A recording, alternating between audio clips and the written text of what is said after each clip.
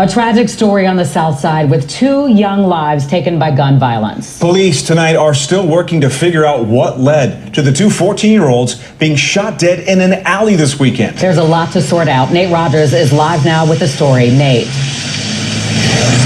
That's right, Dawn and Scott. A lot to sort out indeed, as police are not releasing a lot of official details just yet. We know that this was a very brazen shooting happening in broad daylight on yesterday. Authorities still trying to find the gunman involved.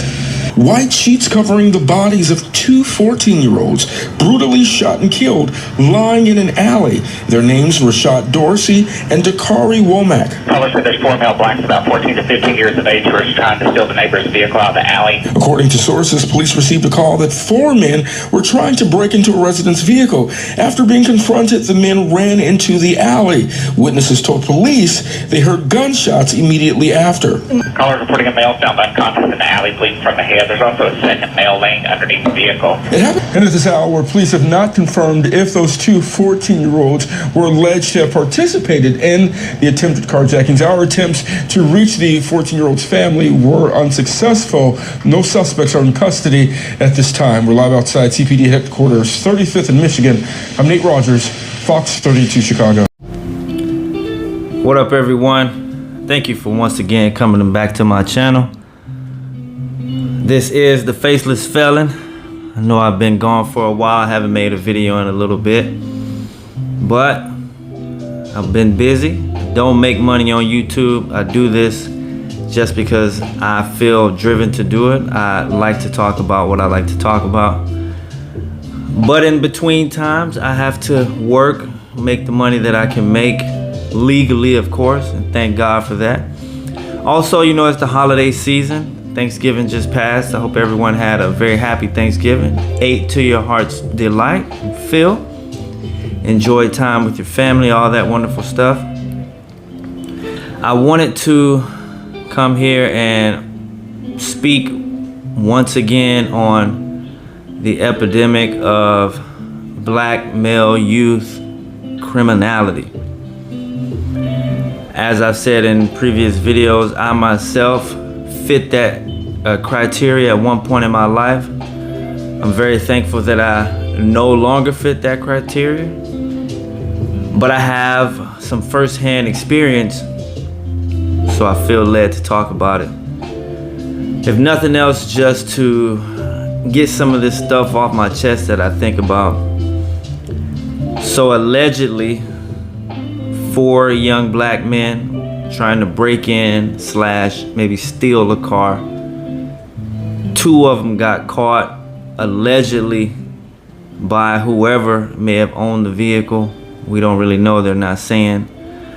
But one caught a headshot and one was found under the vehicle, dead, 14 years old, life over.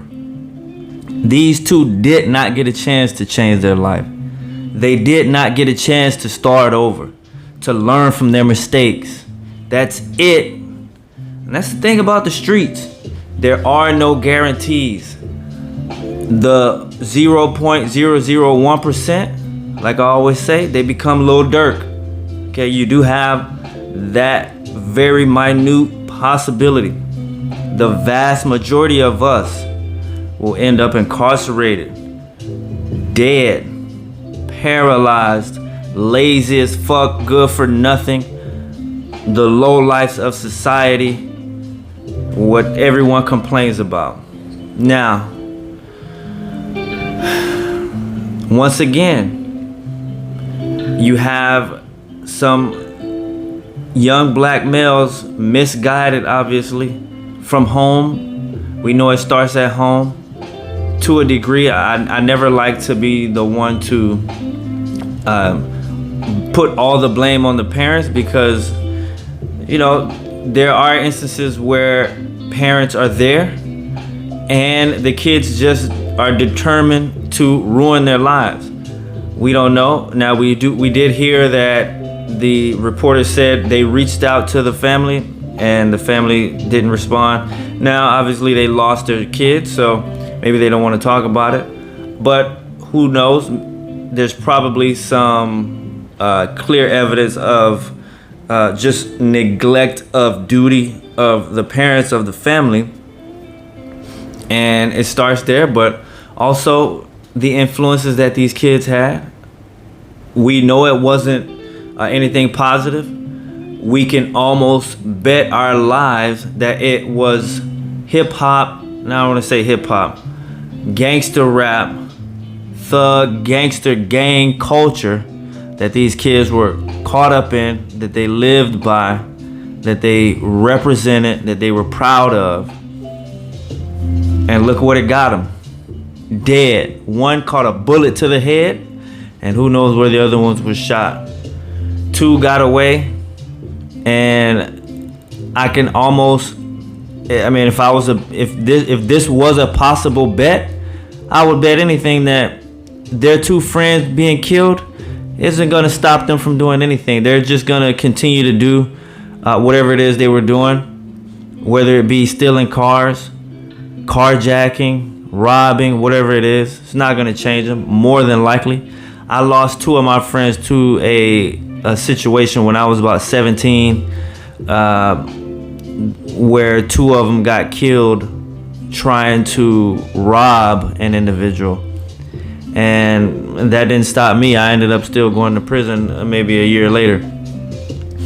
So when you're determined, or when you're misguided, when you don't have good influences, positive influences, when your family is just not pulling you very forcefully out of that environment, out of that situation, away from those influences, this kind of tragedy, seeing two of your friends get killed, it's not going to deter you.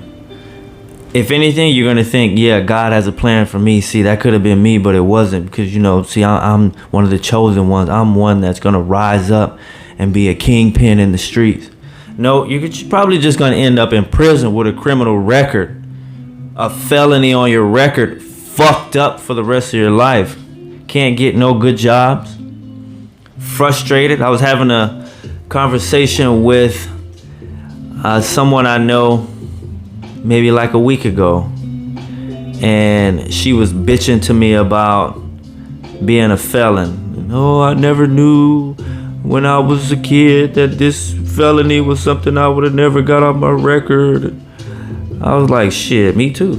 I didn't know that. Had I known, had I thought that way, had I had a fucking 2 cents worth of brain cells, maybe I would have used them, rubbed them together, and came up with something better than committing crimes. But here we are. And I'm gonna tell you another thing. All this carjacking going on in cities like Chicago, Memphis, Houston, New York, Oakland, LA, all that shit. These people are tired of this. I see so many YouTube videos in the comment. You read the comment sections of videos like this, and a lot of the law-abiding, hard-working people that watch these videos, they're saying they are ready. They're telling other people, take the law in your own hands, because in a lot of these cities, the cops are not showing up. They're not showing up in time. And if they do show up, the person's getting bond. They're getting right back out, and they're robbing you again. They're carjacking you again. So I'm not surprised. This person probably came out, saw these people trying to steal their car, break into their car, and said, hey, I'm not calling the police because the police will not do anything. I'm sick of this. Maybe they were already a victim of something before. They saw 4 black faces, and they were like, I'm going to do the world a favor. I'm going to save someone else from being a victim of these young black criminals. And there you have it. And I mean, there's been so many stories that I could have spoke on. Black male youth criminality, and not always males. There are some females involved in a lot of this stuff, but for the most part, it's the black males.